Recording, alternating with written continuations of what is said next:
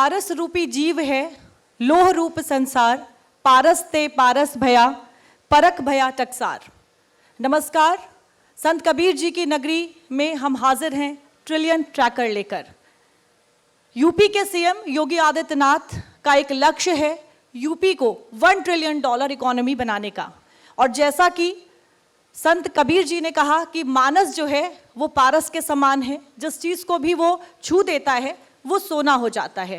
ठीक उसी तरह यूपी के सीएम चाहते हैं कि $1 ट्रिलियन की जो अर्थव्यवस्था है वो हो जाए, ताकि यहाँ के जो लोग हैं वो सुख और समृद्धि के साथ अर्थव्यवस्था के योगदान में, विकास में अपना जो योगदान है वो दें। तो इसी कड़ी में हम पहुंच गए हैं यूपी के ज़िले संत कबीर नगर में, और यहाँ पर कैसे जो इकोनॉमी है वो प्रदेश की इकोनॉमी को मजबूत कर रही है, उसका लेखा जोखा लेने के लिए मैं मंच पर आमंत्रित करती हूँ यहाँ के ज़िला अधिकारी श्री आलोक कुमार जी को। मैं चाहूँगी ज़ोरदार तालियों के साथ सर का स्वागत करें।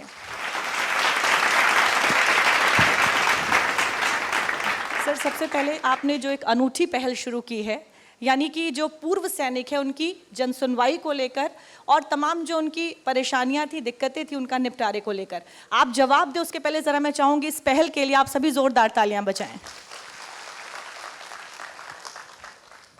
तालियां इसलिए क्योंकि जो हमारी देश की रक्षा करते हैं, जो हमारी परेशानियों का सामना करते हैं, उनकी अगर कोई परेशानी है तो उसे दूर करना हमारी जिम्मेदारी बनती है। बहुत बहुत धन्यवाद दीप्ति जी। सबसे पहले तो मैं दूरदर्शन का बहुत हार्दिक धन्यवाद देना चाहूँगा कि उन्होंने जनपद संत कबीर नगर की जो विकास की कहानी है इसको जनता के सामने लाने के लिए जनपद को चुना है। बहुत बहुत हार्दिक धन्यवाद। और इसके साथ ही आपका इस जनपद में पूरी टीम का और आपका यहाँ स्वागत करता हूँ। अभी जो आपने बात शुरुआत की है कि हमने जनपद संत कबीर नगर में सैनिकों की समस्याओं को लेकर के विशेष प्रयास किए गए हैं उनके निदान के लिए, उस पर मैं एक कहना चाहूँगा, जैसा भी आपने खुद ही कहा कि सैनिक हमारी सरहदों की सुरक्षा करते हैं। गांव छोड़ करके, अपने माता पिता को, अपने परिवारजनों को छोड़ करके सरहदों पर रह करके देश की सुरक्षा करते हैं, और उनकी जो ज़मीन संबंधी या अन्य जो पारिवारिक समस्याएँ होती हैं उनको सुलझाने के लिए वे स्वयं नहीं आ सकते। तो ज़्यादातर मामलों में तो हमें सैनिक कल्याण अधिकारी के माध्यम से उनकी शिकायतें प्राप्त होती हैं, या जो हमारे रिटायर्ड भूतपूर्व सैनिक हैं वे जो यहाँ पर रहते हैं उनकी समस्याएं वे स्वयं लेकर के आते हैं। ऐसी समस्याओं के समाधान के लिए शासन ने स्वयं निर्देश दे रखे हैं कि उन्हें प्राथमिकता पर निदान कराया जाए। उसी के क्रम में हम लोग इनको समस्याओं को व्यक्तिगत रूप से सुनते हैं और उसकी समस्या का तत्काल निदान हो सके उसके लिए हर संभव प्रयास करते हैं। माह में एक दिवस डेडिकेटेड इसके लिए रखा भी गया है, जिसे हम सैनिक बंधु दिवस के नाम से उसको मनाते हैं। और उस दिन सभी हमारे भूतपूर्व सैनिक, सर्विंग सोल्जर्स जो छुट्टी पे आए होते हैं, समाज कल्याण अधिकारी जो खुद एक रिटायर्ड कर्नल हैं, सैन्य अधिकारी रहे हैं, उनके साथ बैठ करके अन्य सभी विभागीय अधिकारियों को बुलाकर उनकी समस्याओं को सुनते हुए एक एक समस्या का निराकरण गुणवत्तापूर्ण उनका कराया जाता है। तो ये शासन की भी प्राथमिकता है और हमारा तो एक अधिकारी के रूप में दायित्व भी है, परंतु सामाजिक रूप से भी आप सभी का, हम सभी का दायित्व है कि जो हमारे देश के लिए इतना बड़ा बलिदान कर रहे हैं उनकी समस्याओं का त्वरित निस्तारण हो सके। इसी प्रकार हम किसानों की समस्याओं की, जवान और किसान दो सबसे महत्वपूर्ण सेवा दे रहे हैं जो देश को, तो इसी प्रकार से हम किसानों की समस्याओं के लिए पूरा प्रशासन बहुत संवेदनशील रह करके तत्परता से उनके निवारण का प्रयास करता है। सर, प्रशासन जब जिम्मेदार होता है तो काम कैसे होता है, इसका एक उदाहरण है, बड़ा उदाहरण है। सैकड़ों साल पुराना बाबा बैजूनाथ मंदिर, पिछले दिनों ये प्राचीन शिव मंदिर भारी बारिश के चलते ढह गया, लेकिन मात्र 24 घंटे के अंदर जो मलबा था वो हटा दिया गया। गर्भगृह में शिवलिंग भी सुरक्षित है और पुनर्निर्माण का काम भी क्या जल्द ही अब शुरू हो जाएगा? जी बिल्कुल, आपने ठीक कहा। ये हमारा जो बैजूनाथ मंदिर है ये यहाँ से मुख्यालय से करीब 50 किलोमीटर दूर स्थित है। बहुत ही पौराणिक और ऐतिहासिक महत्व का मंदिर है। दुर्भाग्य से लगातार बरसात होने के कारण, चूँकि 250 से 300 वर्ष पुरानी वो मंदिर था, तो इसका स्ट्रक्चर का पिछला हिस्सा ढह गया था। परंतु खुशी की बात यह है कि उसमें कोई दुर्घटना नहीं होने पाई। प्रशासन तत्परता से वहाँ पहुँचा और उसको मलबा हटवाने की कार्रवाई सुनिश्चित की गई और मलबा हटवाने के बाद मुझे लगता है 7 या 8 घंटे में ही मलबा हट गया और उसके बाद एक make shift structure water proof tent लगा के तैयार कर दिया गया, जिससे जनसामान्य को पूजा में कोई बाधा ना हो।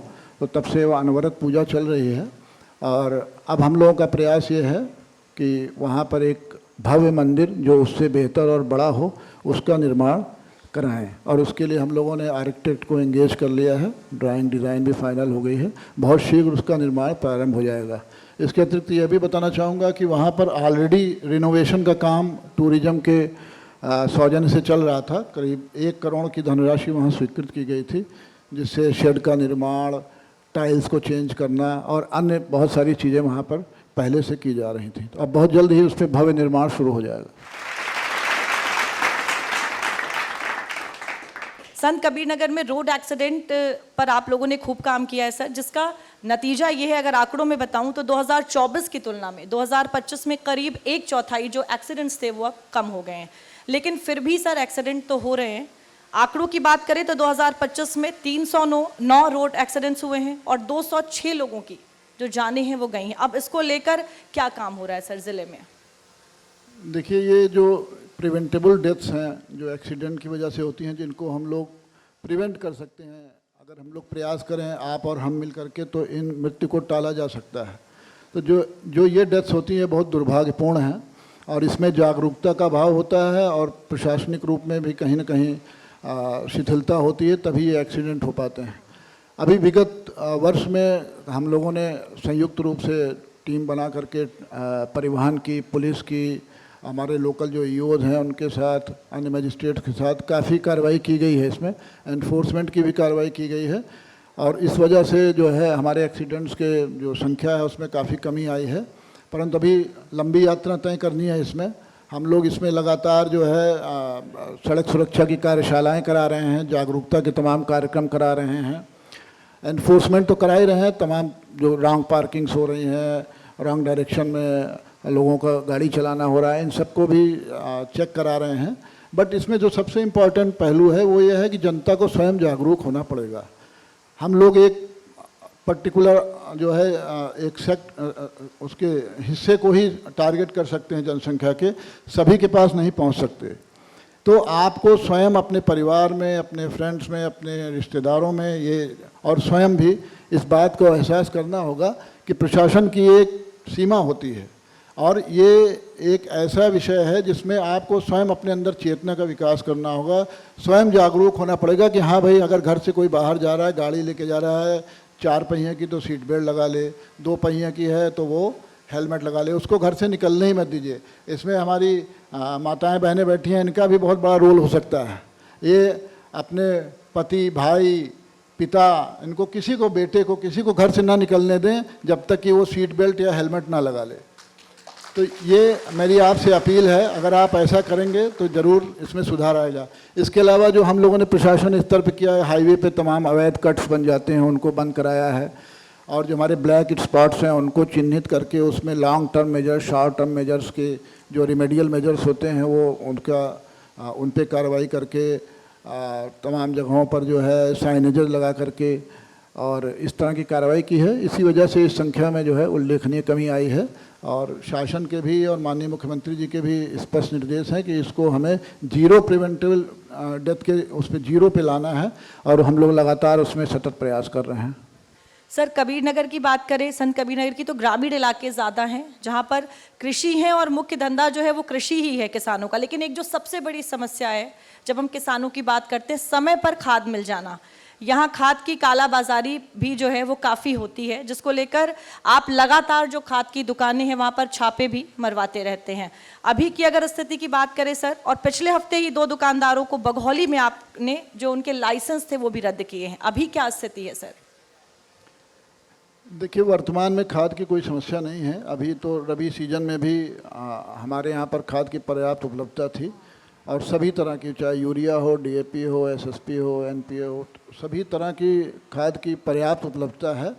और खाद की जहाँ तक काला बाजारी की बात है तो छुटपुट शिकायतें आती हैं, कोई इसको मतलब इंस्टीट्यूशनलाइज ढंग से नहीं की जा रही है।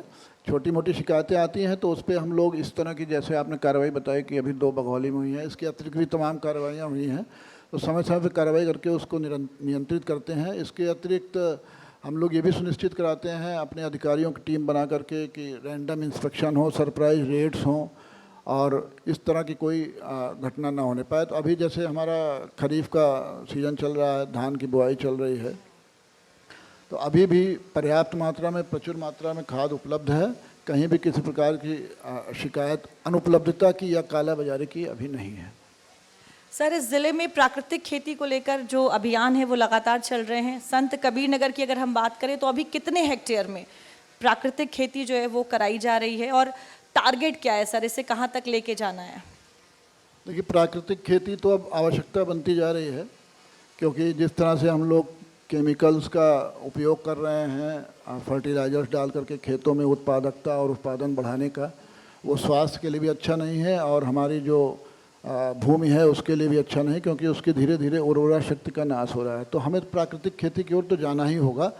अभी हम लोगों ने पौली ब्लॉक और हैसर बाज़ार में पायलट प्रोजेक्ट के रूप में 500 हेक्टेयर भूमि चिन्हित की है, जिसमें करीब 1250 किसानों को 4000 रुपये प्रति हेक्टेयर के हिसाब से अनुदान दिया गया है और उसमें उनको प्रेरित किया जा रहा है कि वो प्राकृतिक खेती के जो तरीके हैं उनको अपनाएं और जिससे हमें ऑर्गेनिक यील्ड मिल सके, ऑर्गेनिक उत्पादन हो सके और उनका भी जो है आय, चूँकि ऑर्गेनिक उत्पादन जो है इस समय उनकी कीमत भी ज़्यादा होती है, तो उनकी आय भी बढ़ सकेगी और ये सस्टेनेबल डेवलपमेंट की तरफ भी हम बढ़ सकेंगे।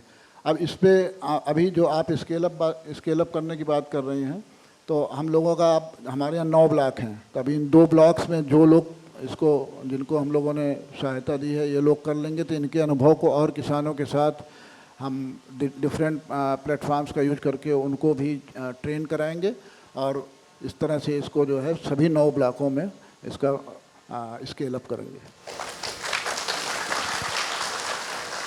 सर, अभी इसी साल सियरा साता गांव में नाबार्ड की मदद से 150 एकड़ में जो काला नमक चावल है उसकी प्राकृतिक खेती का जो प्रोजेक्ट है वो लॉन्च हुआ है।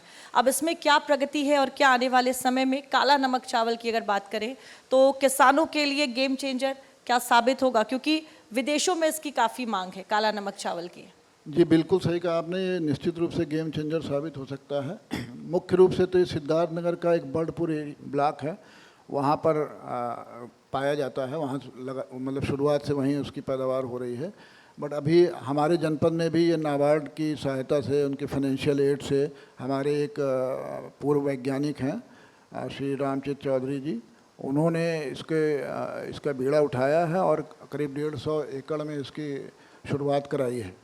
तो इसको भी हम लोग धीरे धीरे, चूँकि उनकी जो संस्था है उसको नाबार्ड ने फाइनेंसिंग की है और वो जो किसान इससे जुड़े हैं वो जब ट्रेन हो जाएंगे कि काला नमक के लिए किस तरह क्लाइमेटिक कंडीशन चाहिए, किस तरह की तकनीक से उसकी हम यहाँ पे पैदावार कर सकते हैं, जब इसकी ट्रेनिंग उनको मिल जाएगी तो फिर जिस तरह से प्राकृतिक खेती को हम स्केल अप करने की बात कर रहे हैं, उसी तरह से काला नमक चावल के भी जो अलग अलग किसान अलग अलग क्षेत्रों में तैयार करेंगे जहाँ का क्लाइमेट उसको अनुमति देता है, फिर उन जगहों पर भी काला नमक के उत्पादन का विस्तार कराएंगे। और विस्तार ही नहीं कराएंगे, इसमें आवश्यकता इस बात की भी है कि उसकी अच्छे से ब्रांडिंग हो, उन्हें मार्केटिंग का प्लेटफॉर्म मिल सके, तो इसके लिए भी हम लोग लगातार प्रयास करेंगे।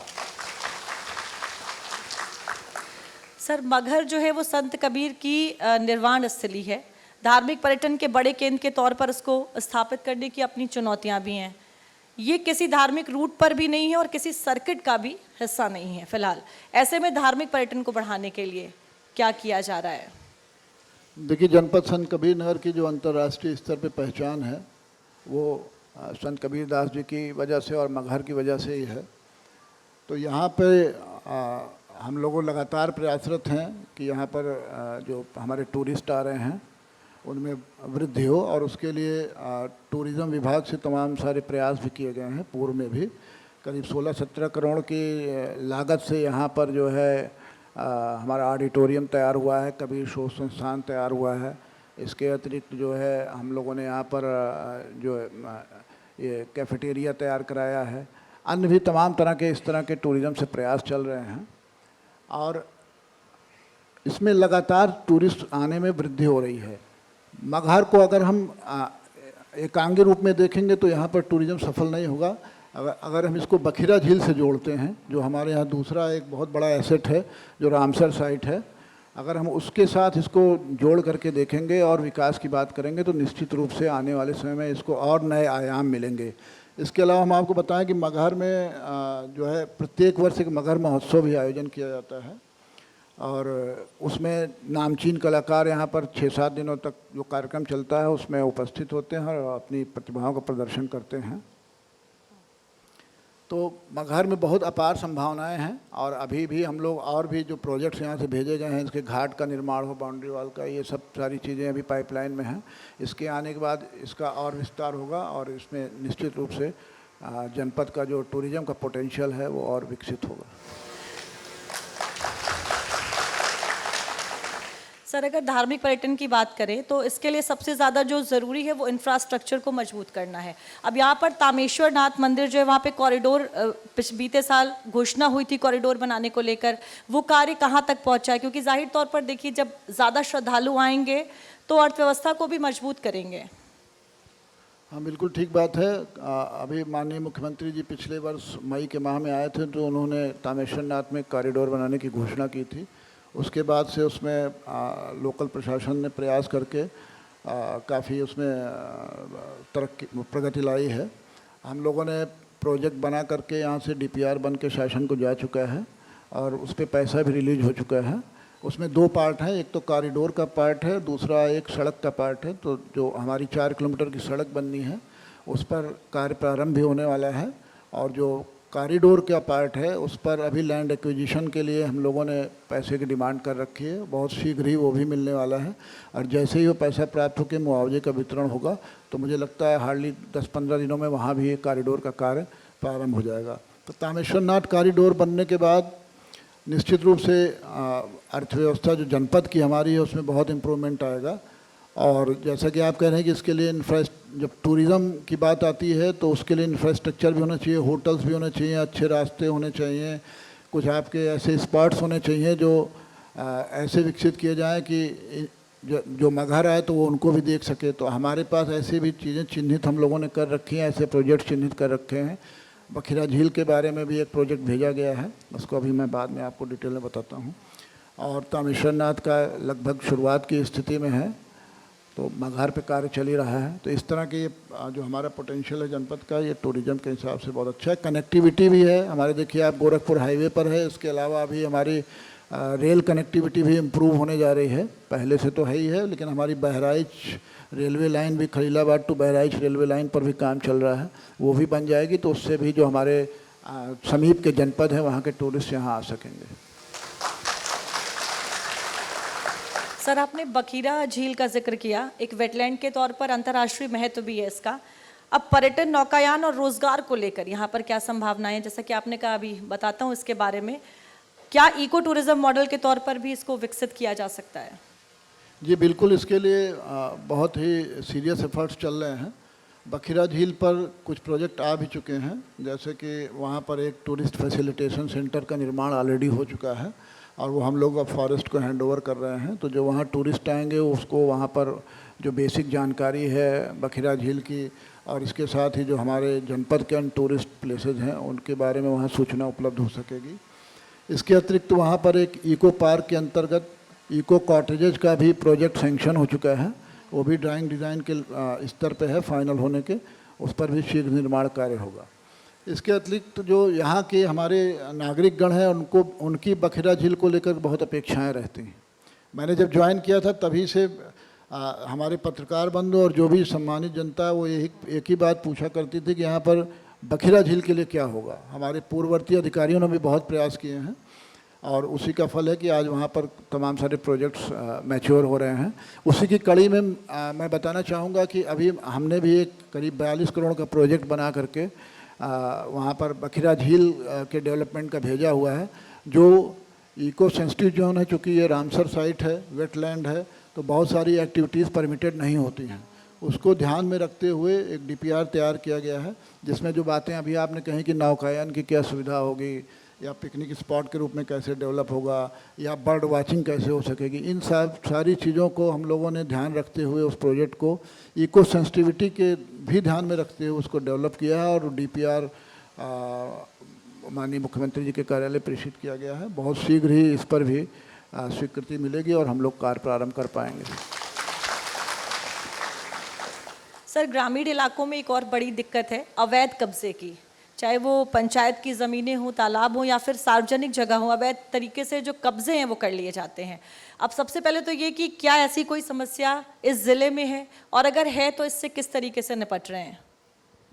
देखिए, ये तो एक सतत प्रक्रिया है, कब्जे होते हैं, कब्जे छुड़ाए जाते हैं, बट आज के जब ये सोशल मीडिया के दौर में अब वो समय नहीं रहा कि आदमी कब्जा करके बैठा हुआ है और जनता को दबाए हुए है, तो अब वो स्थिति नहीं रह गई है। वो एक समय था जब दबंग लोग कब्जा करके बैठे रहते थे और पता भी नहीं चलता था, या गरीब आदमी उनके खिलाफ आवाज़ नहीं उठा पाता था।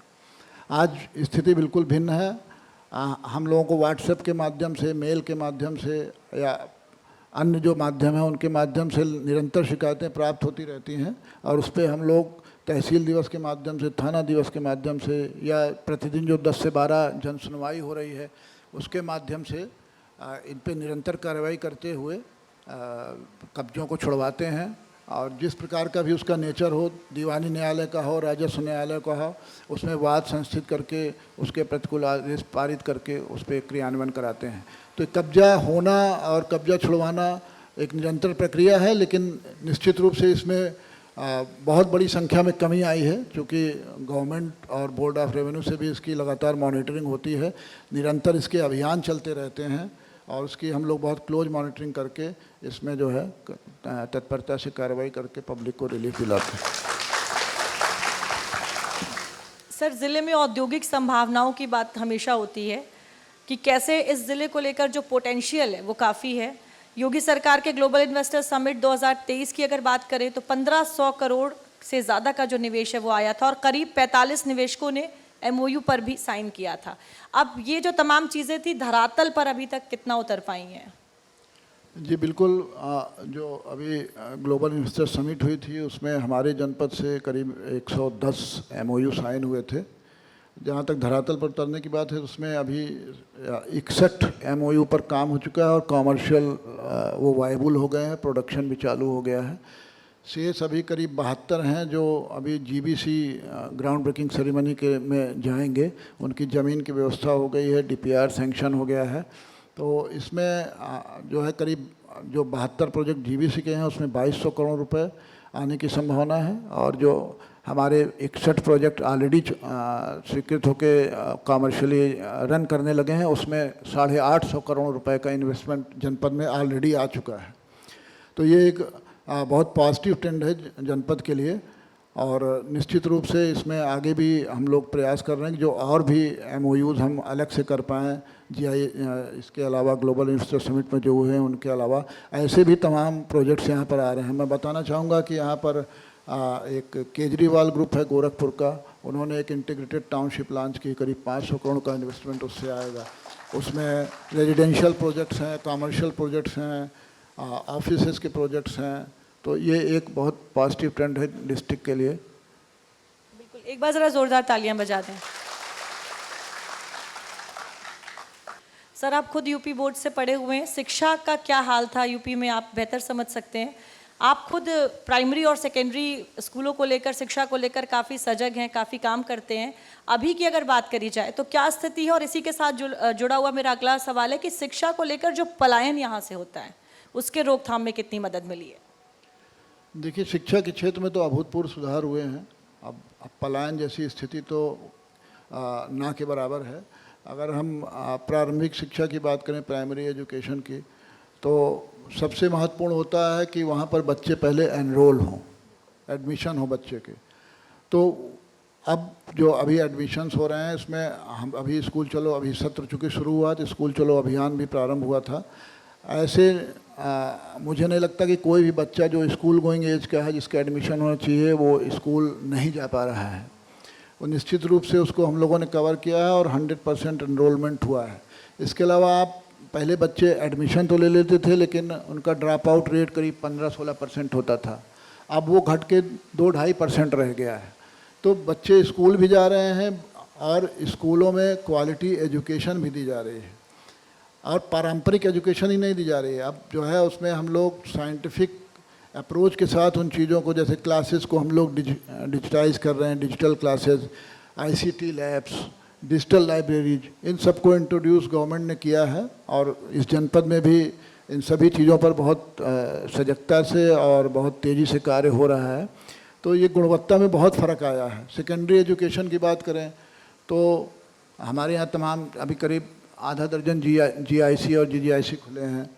आईटीआई, पॉलीटेक्निक, ये भी विद्यालय खुले हैं। अभी चूँकि चालू इसलिए नहीं हो पाए हैं कि उसमें अभी हमारे कर्मचारी तैनात नहीं हो पाए हैं, उसकी भी प्रक्रिया चल रही है। तो इस तरह से बहुत सारे नवीन प्रयास हुए हैं।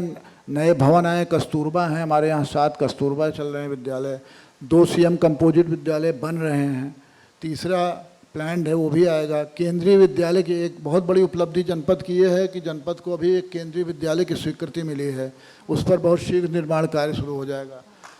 हाँ, उच्च शिक्षा में ज़रूर अभी कुछ करने की ज़रूरत है। जैसे कि हमारे पास बहुत अच्छे मतलब टॉप लेवल के जो है टेक्निकल इंस्टीट्यूट्स नहीं है, ना मेडिकल का है, ना इंजीनियरिंग का है, ना मैनेजमेंट का है। इसके लिए हम लोग प्रयास कर रहे हैं और यहाँ पर मेडिकल कॉलेज के लिए ज़मीन चिन्हित की गई है। और चूँकि गवर्नमेंट की पॉलिसी है कि हर जनपद में एक मेडिकल कॉलेज हो, तो मुझे पूरी उम्मीद है कि संत कबीर नगर भी बहुत जल्दी इसके लिए चयनित किया जाएगा और एक मेडिकल कॉलेज और एक इंजीनियरिंग कॉलेज भी यहाँ आएगा। हम लोग भी लगातार उसके लिए प्रयास कर रहे हैं। सर, ओडीओपी में संत कबीर नगर के पीतल के बर्तन शामिल हैं। एक दौर था जब इसके लिए अपनी अलग पहचान हुआ करती थी, लेकिन फिर मौजूदा सरकारें जो रही उसकी लापरवाही का नतीजा रहा कि पहचान खो चुका था अपना। अब ओडीओपी से अपने पैरों पर तो खड़ा हो गया है, लेकिन क्या दौड़ने में अभी भी वक्त है? हाँ, निश्चित रूप से। चूँकि यहाँ का जो पीतल उद्योग था, एक बखेरा जगह है यहाँ पर, वो वहीं तक सीमित रहा और वो कुटीर उद्योग के रूप में था। हालांकि बहुत सारे परिवार उससे जुड़े हुए थे, लेकिन वही दिक्कत आई कि मुरादाबाद में, जैसे आप उदाहरण लेते हैं तो मुरादाबाद में एक्चुअली लोकेशनल एडवांटेज भी है, दिल्ली के नज़दीक है, और वहाँ पर उन्होंने मशीनों का, तकनीक का इस्तेमाल पहले प्रारंभ कर दिया, जो यहाँ पर नहीं हो पाया। वो यहाँ पर हाथ से ही बर्तन बनते रहे, जो पुरानी तकनीक थी उसी पे काम होता रहा। इस वजह से हम लोग पिछड़ गए। लेकिन अभी जब पिछली बार माननीय मुख्यमंत्री जी आए तो उन्होंने स्पष्ट निर्देश दिए थे कि इस पर हम लोग काम करें और ये जो ख़त्म होता जा रहा है हमारा बखेरा का बर्तन उद्योग, इसको रिवाइव करें। तो इसके लिए हम लोगों ने एक प्लान बनाया हुआ है। इसके लिए स्पेशल पर्पज़ व्हीकल है, उसका गठन किया जा रहा है, और इसके बाद जब ये एसपीवी का गठन हो जाएगा तो उसके बाद फिर हम लोग इस पर एक कॉमन फैसिलिटी सेंटर का स्थापना करेंगे, जिसमें उनको नई मशीन, टूल्स, तकनीक सबका उपयोग करा करके, और जो इस क्षेत्र के एक्सपर्ट्स हैं उनसे हैंड होल्डिंग करा करके इस पर जो है कार्य करके इसको एक नया आयाम देंगे। और इसमें इसकी बैकवर्ड फॉरवर्ड लिंकेजेज, मार्केटिंग की, ब्रांडिंग की, ये भी कराएंगे। ई कॉमर्स प्लेटफॉर्म का कैसे उपयोग करें, इसको भी उनको सिखाएंगे। तो निश्चित रूप से आने वाले 1-2 सालों में आपको तस्वीर बिल्कुल भिन्न दिखाई पड़ेगी यहाँ की। सर, महिला सशक्तिकरण एक बड़ा विषय है और जिस पर बीते कुछ सालों की जब बात करते हैं तो सरकार ने काफ़ी काम भी किया है। महिला वर्कफोर्स भी ज़रूरी है इकोनॉमी को मजबूत बनाने के लिए। महिलाएं सुरक्षित तरीके से घर से बाहर निकलें, काम कर पाएँ, इन तमाम चीज़ों को लेकर, और ख़ासतौर से ग्रामीण इलाके यहाँ ज़्यादा हैं। अभी क्या स्थिति है, इसको लेकर क्या काम हो रहा है? देखिए, महिलाओं का तो इकोनॉमी में हमेशा से योगदान रहा और हमेशा रहेगा। वो अदृश्य होता है, तो वो तो है ही है। इसके अलावा जो इंस्टीट्यूशनल ढंग से हम लोग कर रहे हैं, उसमें भारत सरकार की और राज्य सरकार की बहुत सारी स्कीम्स हैं, जिसके माध्यम से महिलाओं के सशक्तिकरण के प्रयास किए जा रहे हैं। हमारे महिला कल्याण विभाग की तमाम योजनाएं हैं, बाल विकास की तमाम सारी योजनाएं हैं, प्रोबेशन की बहुत सारी योजनाएं हैं, जिसके बस आवश्यकता यह है कि इन योजनाओं का लाभ हर पात्र व्यक्ति ले पाए। तो ये जागरूकता का विषय है, और सरकार तो आपको आपके घर तक जा कर के जागरूक करने का प्रयास कर रही है। तो निश्चित रूप से आने वाले समय में भी आपको ये जो सशक्तिकरण का ये कार्यक्रम चल रहा है, ये भी चलता ही रहेगा। और मेरी यही आपसे अपील है कि आपके लिए जो योजनाएं बनी हैं महिलाओं के लिए, बच्चों के लिए, उनका भरपूर उपयोग, भरपूर लाभ लें और जो भी पात्र व्यक्ति है, कोई भी पात्र व्यक्ति ना छूटने पाए, इसके लिए हम लोग प्रयास करें। आलोक कुमार जी, बहुत बहुत धन्यवाद हमारे साथ बातचीत करने के लिए। धन्यवाद दीप्ति जी, बहुत बहुत धन्यवाद। जब भी जिले के विकास की बात होती है तो वहाँ की कानून व्यवस्था कैसी है, ये भी एक अहम मुद्दा हो जाता है। संत कबीर नगर की बात करें तो यहाँ का जो पुलिस महकमा है, कैसे कानून व्यवस्था को बेहतर बनाकर इस विकास में, जिले के का जो विकास की बात हो रही है, अपना योगदान दे रहा है, अपनी भागीदारी कर रहा है, उसे भी जानना बेहद ज़रूरी है। और इसी कड़ी में मंच पर अब मैं आमंत्रित करना चाहूँगी यहाँ के एसपी श्री संदीप कुमार मीना जी को, जिनसे यहाँ की कानून व्यवस्था का क्या हाल है वो समझने की कोशिश करेंगे। जोरदार तालियों के साथ सर का स्वागत करें।